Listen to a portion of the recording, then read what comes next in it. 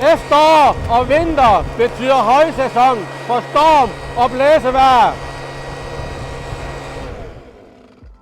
I dag vil jeg dele mine 3 bedste tips i forhold til storm, så du kan sikre dine bygninger og din bil mod stormskade. Tip 1. Fjern løse genstande fra din grund, så de ikke flyver rundt og gør skade.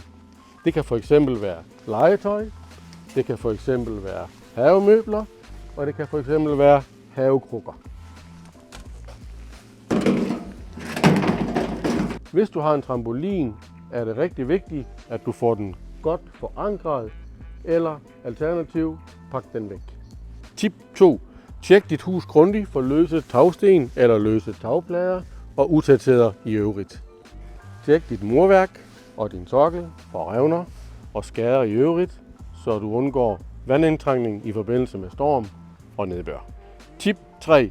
Tjek dine træer. Fjern løse og rådne grene. Beskær eventuelt træer, som er placeret tæt ved bygningen og ved din bil. Hvis du ikke er hjemme, når der er varslet storm, så få eventuelt din nabo eller anden bekendt til at tjekke op på dit hus før og efter stormen. Tjek link i beskrivelsen for at få flere tips til, hvordan du passer godt på din ejendom.